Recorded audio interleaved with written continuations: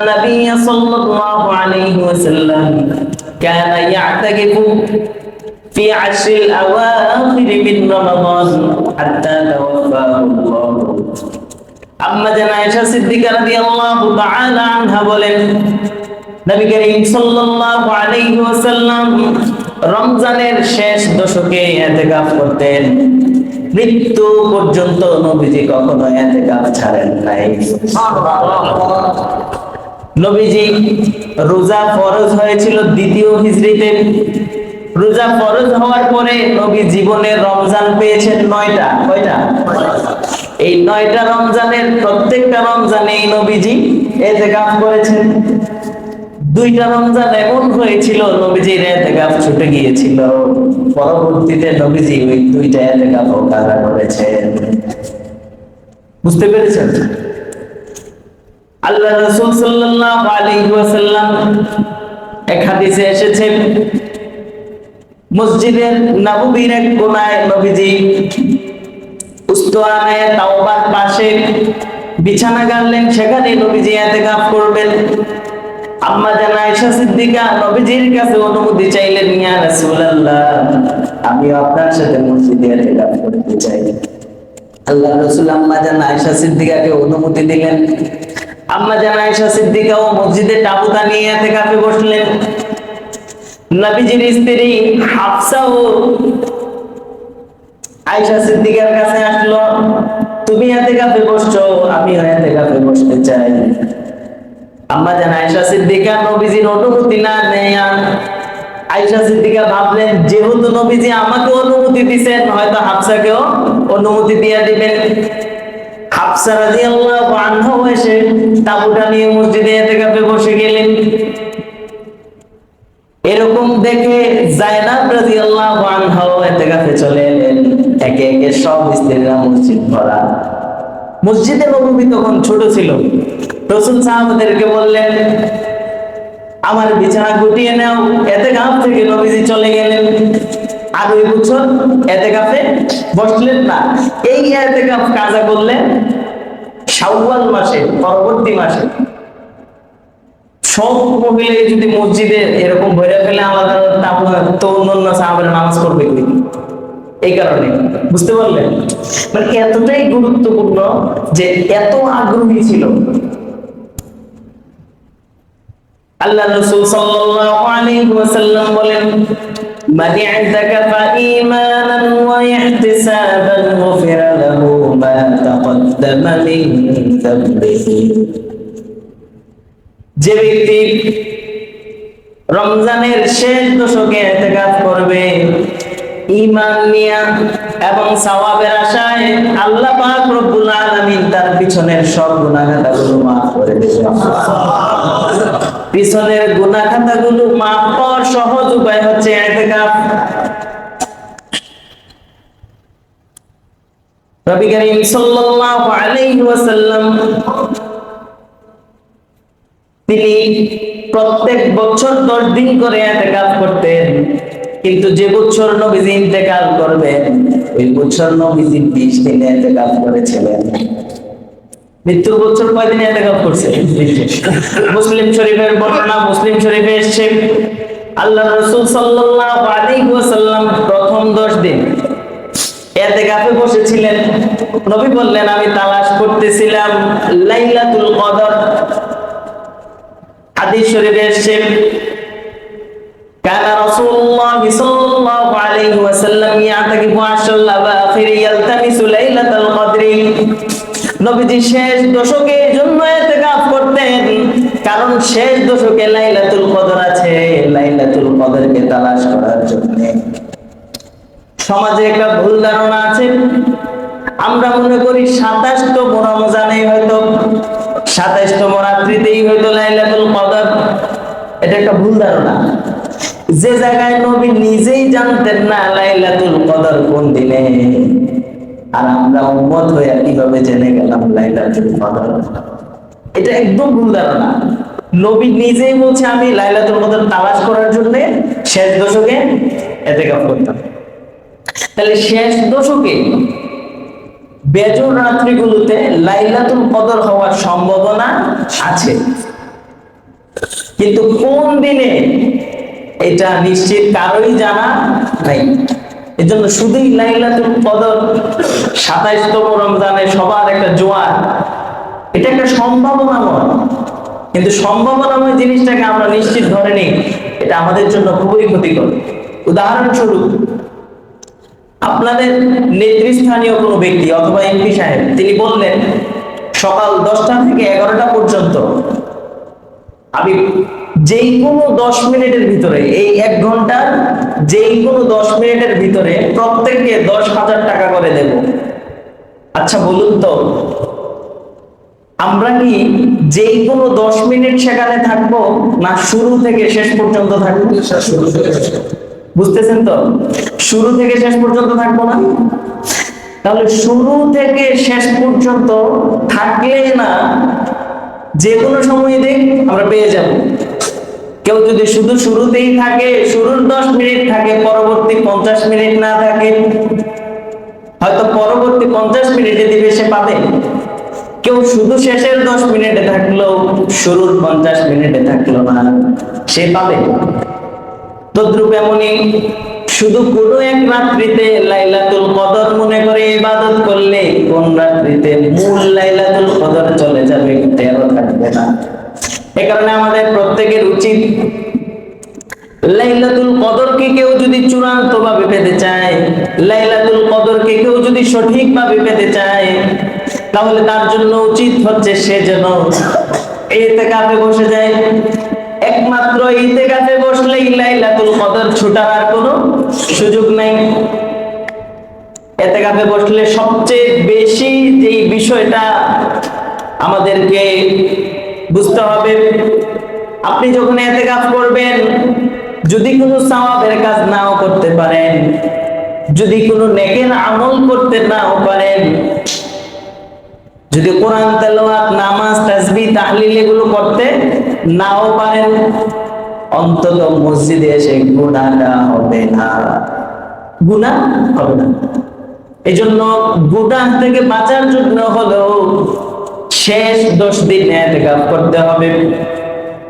ইমাম আজ-জুহরি রাহিমাহুল্লাহ বলেন, আমি আশ্চর্য হই, নবী করিম সাল্লাল্লাহু আলাইহি সাল্লাম তার জীবনের কোনদিন কোন বছরে ইতিকাফ ছাড়েন নাই, আর মানুষ জীবনে একবারও ইতিকাফ করে না। এমনটা যেন না হয় নবী যে আমলটা সারা জীবন করেছেন, জীবনে নবীর থেকে একবারও যে আমলটা ছুটে নাই, আমার জীবনে একবারও সে আমলটা হয় নাই, এমন যাতে না হয়। এই জন্য প্রত্যেকে নিয়ত করুন, জীবনে একবার হলো আমি ইতিকাফ করব। নিয়ত করতে পারেন ইনশাআল্লাহ? কারণ নবীজির থেকে জীবনেও ছুটে নাই, আর আমার জীবনে একবারও করে নাই, কেমন হয়ে গেল না? এই জন্য চেষ্টা করবেন জীবনে একবার হলেও যেন ইতিকাফ আমরা করি। ইতিকাফের ফজিলত সংক্রান্ত আরেকটি হাদিস তাবরানী শরীফে এসেছে, মান ইতাকাফা আশরাল আওয়াখির মিন রমাদান, যে ব্যক্তি রমজানের শেষ দশকে ইতিকাফ করবে, সে যেন হজ এবং উমরার, দুটি হজ এবং দুটি উমরার সওয়াব পেয়ে গেল। একটা মানুষ 2 বার হজ করে 2 বার উমরা করে যে সওয়াব পেত, রমজানের শেষ দশকে ইতিকাফ করলে ওই পরিমাণ সওয়াব পেয়ে যাবে। এত ফজিলত থাকা সত্ত্বেও আমরা কেন ইতিকাফ করছি না? ইতিকাফে বসার ক্ষেত্রে শয়তানের ধোঁকাটাই সবচেয়ে বেশি কাজ করে আমাদের মাঝে। এইজন্য আবু সাঈদ খুদরি রাদিয়াল্লাহু তাআলা আনহু বলছেন, আনিন নবী সাল্লাল্লাহু আলাইহি ওয়াসাল্লাম قال اعتكفوا فإنه يذهب الغفلة ويزيد الإيمان। হযরত আবু সাঈদ খুদরি রাদিয়াল্লাহু তাআলা আনহু নবীজির থেকে হাদিস বর্ণনা করেন, নবী করিম সাল্লাল্লাহু আলাইহি সাল্লাম বলেন, তোমরা ইতিকাফ করো, ইতিকাফ করলে গাফলতি দূর হয়ে যায়, আর সবচেয়ে বড় উপকার যেটা হয়, নিজের ঈমান বৃদ্ধি পায়। ঈমান হলো একটা মুমিনের সবচেয়ে বড় গুণ। ইমানটা বাড়বে। ইতিকাফ করলে কি বাড়বে? ইমান বাড়বে।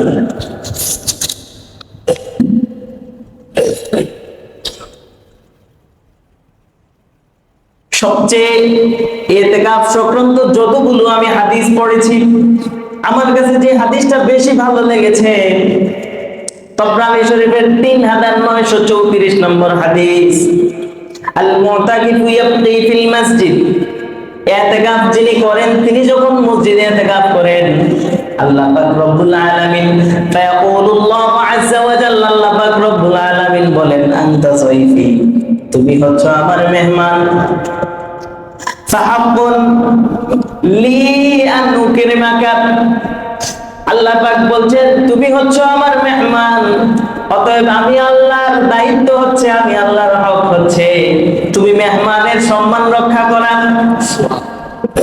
আল্লাহ পাক সম্মান রক্ষা করবেন কিভাবে? আল্লাহ এই বান্দাকে কখনো জাহান্নামে দিবেন না।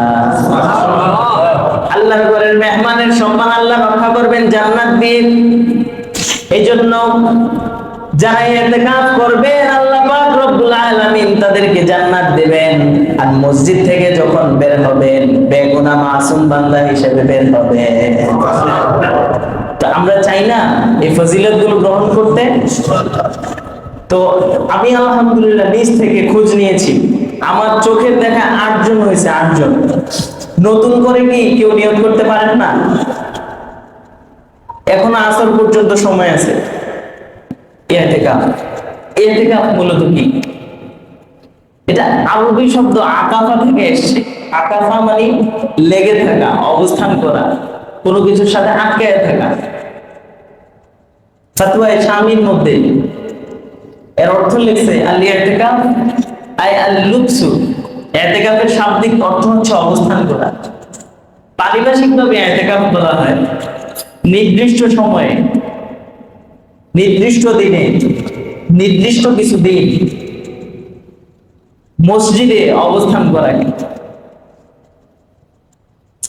ইতিকাফ হয়ে থাকে 3 ধরনের। ইতিকাফ কয় ধরনের হয়ে থাকে? 3 ধরনের।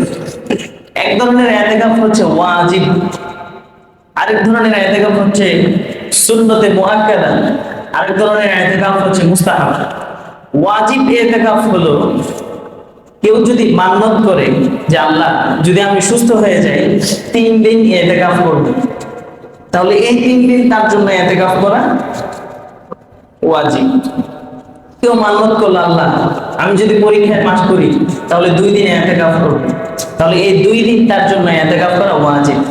ইতিকাফের জন্য 2টা শর্ত। ইতিকাফের জন্য কয়টা শর্ত? 2টা। 1 নম্বর শর্ত হচ্ছে মসজিদে থাকতে হবে, 2 নম্বর শর্ত হচ্ছে রোজা অবস্থায় থাকতে হবে। আর মসজিদটা হতে হবে জামাত চলে এমন মসজিদ এবং ওয়াকফিয়া মসজিদ। নড়াইবাগ মাদ্রাসার যে মসজিদ, এখানে যদি কেউ ইতিকাফ করে ইতিকাফ হবে না। গত বছর কিছু লোক ইতিকাফ করছে আমি শুনছি, ওই ধরনের লোকদেরকে ইতিকাফ পুনরায় কাজা করতে হবে। তাদের ইতিকাফ হয় নাই, বুঝতে পারছেন? তাদের ইতিকাফটা হয় নাই, কারণ ওই যে টিনের যে অংশটা এটা ওয়াকফিয়া, এটা মসজিদের জন্য ওয়াকফ করা নাই, এটা মাদ্রাসার জায়গা। মাসলাটা বুঝতে পারছেন? তাহলে ইতিকাফ করতে হবে কোন মসজিদে? যে মসজিদটা ওয়াকফকৃত। ওয়াকফকৃত মসজিদ ছাড়া ইতিকাফ হবে না। এখন ইতিকাফ যদি কেউ করে কিন্তু তার ইতিকাফ ভেঙে যায়, তাহলে তার এই ইতিকাফ পুনরায় কাজা করতে হবে। উদাহরণস্বরূপ আপনি 10 দিনের নিয়ত করে মসজিদে আসছেন, কিন্তু আপনি অসুস্থ হয়ে চলে গেছেন, তাহলে যে কয়েকদিন আপনি ছুটে গেছে ওই কয়েকদিন পরবর্তীতে আবার কাজা করে নিতে হবে। আপনাদের প্রশ্ন হতে পারে হুজুর সুন্নত কিংবা নফলের কি কাজা হয়? হ্যাঁ, সুন্নত এবং নফল যদি নিয়ত করে ঢুকে যায়, 2 রাকাত নফল নামাজের কেউ নিয়ত করছে, এখন 2 রাকাত নামাজের নিয়ত যদি বেঁধে ফেলে, তাহলে এই 2 রাকাত যদি তার কোনো কারণে ভেঙে যায় তাকে কি করতে হবে? কাজা করতে হবে। নফল নিয়ত করে শুরু করে দিলে সেটা ওয়াজিব হয়ে যায়, আর নফল থাকে না। বুঝতে পারছেন? আচ্ছা, 3 দিনের ইতিকাফ সংক্রান্ত একটা সমস্যা হয়। 3 দিনের ইতিকাফের বিষয়টি, 3 দিন ইতিকাফের সুন্নাহ কোনো নিয়ম নাই। 3 দিন ইতিকাফ করলে সেটা হবে মুস্তাহাব বা নফল। এটা যে কোনো সময় করতে পারেন, কিন্তু ইতিকাফের যে সুন্নাতে মুআক্কাদা নবীজি যেটা করেছেন সেটা 10 দিনই করতে হবে। সেটা কয়দিন করতে হবে? 10 দিন। এই জন্য 3 দিনের একটা হিড়িক পড়ে না, এটা এইভাবে অনুমতি দিয়ে দিলে হয় না। মূলত 10 দিনই কি করতে হবে? ইতিকাফ করতে হবে। মহিলাদের ইতিকাফের বিষয়টি, যেখানে ঘরে মহিলা নামাজ পড়ে তিনি সেখানেই কি করবেন? ইতিকাফ করবেন। কোন নারীর জন্য স্বামীর অনুমতি ব্যতীত ইতিকাফে বসা জায়েজ নাই। কোন নারী যদি ইতিকাফের মধ্যে এত বিশাল একটা ইবাদত করতে হয়, স্বামীর থেকে অনুমতি নিয়ে ইতিকাফ করতে হবে। ইতিকাফ এত এত সওয়াবের কাজ, কিন্তু এর জন্য কিসের প্রয়োজন? স্বামীর অনুমতির প্রয়োজন। বাজারে যেতে হলে তাহলে কার অনুমতি লাগবে না? ইতিকাফের চেয়ে সওয়াবের এতক্ষণ আলোচনা কি বুঝলেন? ইতিকাফ কত গুরুত্বপূর্ণ ইবাদত, কিন্তু নারীর জন্য স্বামীর অনুমতি ব্যতীত জায়েজ নেই। খেয়াল করছেন বিষয়টা? শুধু তাই নয়, একজন নারীর জন্য তার জান্নাতটাও তার স্বামীর সন্তুষ্টির উপর নির্ভরশীল। আইয়ুমা ইমরাআতিন মাতাত ওয়া যাওজুহা আনহা রাযিন দাখালাতিল জান্নাহ। আল্লাহর রাসূল সাল্লাল্লাহু আলাইহি ওয়াসাল্লাম বলেন, কোন নারী যখন ইন্তেকাল করে, কোন স্ত্রী যখন ইন্তেকাল করে, আর তার স্বামী যদি ওই স্ত্রীর উপর সন্তুষ্ট থাকে, আল্লাহ পাক রব্বুল আলামিন ওই স্ত্রীকে জান্নাত দিয়ে দেবেন। এই জন্য একজন স্ত্রীর প্রথম দায়িত্ব হচ্ছে তার স্বামীর অনুমতি নিয়ে ইতিকাফ করা। স্বামী যদি অনুমতি না দেয়, তার জন্য ইতিকাফ করা জায়েজ হবে না। এই জন্য মা বোনেরা, আপনারা আপনাদের স্বামীর থেকে অনুমতি নিয়ে ইতিকাফ করবেন। স্বামী অনুমতি না দিলে ইতিকাফ করার দরকার নাই। কিন্তু স্বামীর জন্য কি স্ত্রীর অনুমতি নেওয়া লাগবে কিনা? না, স্বামীর জন্য স্ত্রীর অনুমতি নেওয়ার দরকার নাই। কিন্তু আমি এমন অনেক জনের সাথে কথা বলছি, তাদের স্ত্রী তাদেরকে অনুমতি দেয় না। বাড়িওয়ালির কথা বললে দেখি, কে আপনি বাড়িওয়ালির সাথে কথা বলবেন কেন? বৈশা পড়ে, হ্যাঁ, বসলেই ভালো, এত সওয়াব, এটা হাতছাড়া করবেন না। এখন ইতিকাফে বসে যে সমস্যাটা সবচেয়ে বেশি আমি লক্ষ্য করছি আমার জীবনে, এটা হচ্ছে গোসল। ইতিকাফে বসে গোসল করা। গোসল হয় 3 ধরনের। গোসল কয় ধরনের হয়? একটা গোসল হচ্ছে ফরজ গোসল, দ্বিতীয় আরেকটি গোসল হচ্ছে সুন্নাহ, তৃতীয় আরেকটি গোসল হচ্ছে এমনিতেই। ফরজ গোসল হচ্ছে যদি কারো ইহতিলাম হয়, সমস্যা হয়, গোসল ফরজ হওয়ার যে কারণগুলো আছে এমন যদি হয়, তাহলে তার জন্য সাথে সাথে মসজিদ থেকে গিয়ে যত দ্রুত সম্ভব গোসল করে আবার চলে আসবে। তাহলে ফরজ গোসল হইলে গোসলের অনুমতি আছে। শুক্রবারে গোসল করা সুন্নাত, এই হিসাবে শুক্রবারেও গোসল করার অনুমতি আছে। এছাড়া বাকি অন্য কোনো সময় ইতিকাফে থাকা অবস্থায় গোসল করা জায়েজ নাই। যদি কেউ গোসল করে ইতিকাফে বসে যদি ফরজ গোসলও না, সুন্নাহও না, এমনিতেই গোসল করছে, গরম লাগতেছে বা শরীর খারাপ লাগতেছে, গোসল করে, তাহলে তার ইতিকাফ নষ্ট হয়ে যাবে। গোসলের কারণে যেই দিনের ইতিকাফ ছুটে গিয়েছিল আপনার সারা জীবনে, আপনাকে সেই সকল দিনগুলোর ইতিকাফ পুনরায় কাজা করতে হবে। আপনি যদি মনে করেন আজ থেকে 10 বছর যাবত ইতিকাফ করছেন, আর 10 বছরে আপনি গোসল কইরা ইতিকাফ কাটাইছেন, তাহলে 10 বছরের ইতিকাফ আপনাকে কাজা করতে হবে। মাসলা ক্লিয়ার? এটা আছে ফাতওয়ায়ে শামী 3 নাম্বার খণ্ড 501 নাম্বার পৃষ্ঠা। বর্তমান বিশ্বে হানাফি মাযহাবের সবচেয়ে নির্ভরযোগ্য ফতোয়ার কিতাব হচ্ছে ফাতওয়ায়ে শামী, যেটাকে রদ্দুল মুহতার নামে আমরা চিনি। আল্লামা ইবনে আবদিন শামী রাহিমাহুল্লাহ তার ফতোয়ার কিতাবে এই নিয়ে বিস্তারিত আলোচনা করেছেন। মাসআলা বুঝে আসছে সবার? গোসল করলে ইতিকাফ থাকবে না। তো এখন কথা হইল, যদি মসজিদের ভিতরে গোসলের কোনো ব্যবস্থা থাকে, মসজিদের ভিতরে, তাহলে সেখানেও সময় ক্ষেপণ না কইরা গোসল করলে মাকরুহ হবে, কিন্তু ইতিকাফ ভাঙবে না। হ্যাঁ, এখন কথা হলো হুজুর উপায় না পাইলে আমি কি করব? তাহলে আপনাদের জন্য শরীয়ত একটা সুযোগ দিছে। সুযোগটা হইল এরকম, যিনি ইতিকাফরত ব্যক্তি, গোসলের প্রয়োজন, প্রতিদিন গোসল না করলে তার কোনো কিছুতে ভালো লাগে না, মন বসে না, তাহলে একজনকে বলবে, তিনি যখন ইস্তেনজায় যাবেন, তো ইস্তেনজায় যাওয়ার সময় একজনকে বলবেন যে পানি বালতি পুরায় রাখতে, পানি দিয়ে বালতি পুরায় রাখতে। ওযু করতে সময় লাগে মনে করেন 3 মিনিট, ওযু তো করা লাগবেই, ওযুর জন্য বের হয়ে যাচ্ছে, তো ওযু করতে সময় লাগে কয় মিনিট? 3 মিনিট। সে যদি ওই 3 মিনিটের ভিতরে গোসল সেরে ফেলতে পারে তাহলে গোসল করুন, তাইলে অনুমতি আছে। সে ওযুর সময়টাতে কোথায় বের করতেছে? গোসলের মধ্যে। মাসালা বুঝে আসছে? একান্তই যদি কাউকে গোসল করতেই হয় তাহলে কোন পদ্ধতিতে গোসল করবে? যে ওযু করতে তার সময় লাগে 3 মিনিট, তাহলে সেই সময়টাতে গোসল করে চলে আসবে সাথে সাথে। বুঝে আসছে মাসালা? আচ্ছা, তারপর অনেকে সবচেয়ে বেশি যে ওযুর খাইয়ে পেশ করে সেটা হচ্ছে হুজুর বাড়িতে খাবার এনে দেওয়ার মতো কোনো লোক নাই। তো বাড়িতে খাবার এনে দেওয়ার মতো লোক না থাকলে সমস্যা কি? বাড়িতে গিয়ে আপনি খাবার নিয়ে আসতে পারবেন, শরীয়ত আপনাকে ছাড় দিছে, বাড়িতে গিয়ে খাবার আনতে পারবেন। আপনার যদি লোক না থাকে তাহলে বাড়িতে গিয়ে কি করতে পারবেন? খাবার আনতে পারেন। বাড়িতেও লোক নাই খাবার পাক করানো, আপনি হোটেলে গিয়ে খাবার আনতে পারবেন। তো দোকান আশপাশে কোথাও নাই স্টাফ কোয়ার্টার গিয়ে খাবার এনে আপনি ইতিকাফ করতে পারবেন, কোনো সমস্যা নেই। তবুও ইতিকাফে বসেন, শরীয়ত সুযোগ দিছে, ছাড় দিছে, কাজে লাগান না কেন?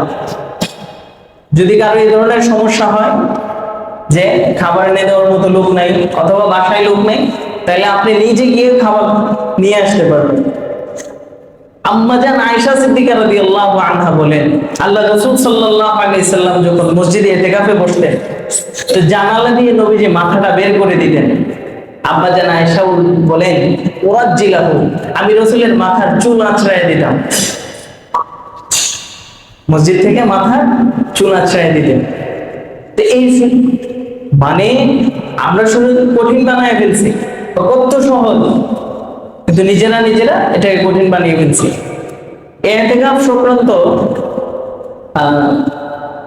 ইতিকাফে বসার পর অনেকে মনে করে যে কোরআন তেলাওয়াত করতেই হবে, কোরআন তেলাওয়াত পারে না তো বলতে আমি তো কোরআন পড়তে পারি না, তাহলে ইতিকাফে বসবো কেন? না, এই ধারণাও ভুল। ইতিকাফে বসে আপনি যে কোনো ইবাদত করতে পারেন, জিকির করতে পারেন, নফল নামাজ পড়তে পারেন, জীবনের কাজা নামাজ থাকলে সেগুলো আদায় করতে পারেন।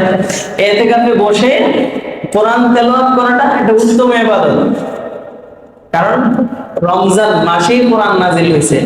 কোরআনের দাম, এই রমজানের দাম কোরআনের কারণে, লাইলাতুল কদরের দাম কেন? কোরআনের কারণে। আল্লাহ বলছেন, ইন্না আনজালনাহু ফি লাইলাতিল কদর, লাইলাতুল কদরে আমি কোরআন অবতীর্ণ করছি। লাইলাতুল কদরি খায়রুম মিন আলফি শাহর, 1000 মাস হিসাব করলে দেখা যায়, আমি হিসাব করে দেখছি 83 বছরের কাছাকাছি, প্রায় 83 বছর, 83 বছর ইবাদত। আল্লাহ রাসূল সাল্লাল্লাহু আলাইহি সাল্লাম বললেন, বনি ইসরাইলে একজন লোক ছিল, 1000 মাস যাবত সে লোক রাতের বেলায় সারা রাত ইবাদত করত, আর দিনের বেলায় রোজা রাখতো এবং জিহাদ করত। সাহাবায়ে কেরাম বললেন, ইয়া রাসূলুল্লাহ, ওই লোক এত পরিমাণ ইবাদত করছে, এত পরিমাণ হায়াত পাইছে, আমরা উম্মত হয়ে ওই পরিমাণ ইবাদত কিভাবে করব? আমাদের হায়াতই তো মাত্র 50। আল্লাহ রাসূল বললেন, লাইলাতুল কদর আল্লাহ তোমাদেরকে দান করছেন, লাইলাতুল কদরে যদি ইবাদত করো 1000 মাসের সওয়াব আল্লাহ দান করবে। দেখেন, লাইলাতুল কদরটা এটা তো সুনিশ্চিত না, যে কোনো দিনই হইতে পারে। তাহলে ইতিকাফে বসা ছাড়া এটা পাওয়া একটু দুষ্করই বটে। এই কারণে সব বুজুর্গায়ে কেরাম, সব সাহাবায়ে কেরাম, অন্যান্য উম্মত যত ফিরকা আছে সবাই ইতিকাফ করেন একমাত্র লাইলাতুল কদরকে অনুসন্ধান করার জন্য। লাইলাতুল কদরকে একটা উদাহরণ দিলে বুঝবেন। আপনার ছোটবেলায় মোবাইলের গেমসের মধ্যে সাপ খেলা ছিল না? তো এই পয়েন্ট খেতে খেতে হঠাৎ বড় একটা আইতো, ঠিক আছে, ওইটা খেয়ে ফেলতে হঠাৎ আসে, ওইটা খেয়ে ফেলতে বললে ব্যাস পুরা পয়েন্ট হঠাৎ বাইরে যায়। তা আমাদের লাইলাতুল কদরটা হচ্ছে এরকম, আমরা ইবাদত করতে থাকবো, হঠাৎ কখন এটা চলে আসবে, যদি পেয়ে যান আমলনামা 83 বছরের ইবাদত বেড়ে যাবে, কিন্তু যদি না পাই শেষ। এই জন্য হায়াত আমাদের খুবই অল্প, খুবই ছোট্ট। এই ছোট্ট জীবনে, ছোট্ট হায়াতে বেশি আমল, গুনাহ তো অভাব নাই, কিন্তু গুনাহগুলো মুছার জন্য তো আল্লাহ সুযোগ দিয়ে দিছে। বলছে মানে ইতাকাফা ঈমানান ওয়া ইহতিসাবান গুফিরা লাহু মা তাকদ্দামা মিন যামবিহি। শেষ দশকে ঈমান এবং সওয়াবের নিয়তে ইতিকাফ করলে আল্লাহ পিছনের জীবনের সব গুনাহ মাফ করে দেন। এই সুযোগগুলো আমরা কাজে লাগে। তো ইনশাআল্লাহ এই আমি একটু দেখবো, এটা দেখবো, আল্লাহ রাসূল দেখতেন, এটা নিয়েও সমালোচনা হয়েছে। আরে হাস্যকর বিষয়, নবীজি নিজে সাহাবায়ে কেরামদের থেকে দেখতেন যে আজকে কে কে তোমরা এটা করছো। ওইটা আমলের জায়েজা নিলে আমলের প্রতি আগ্রহ বাড়ে, আমলের জায়েজা নিলে, আমলের ফলাফল শুনলে আমলের প্রতি আগ্রহ বাড়ে।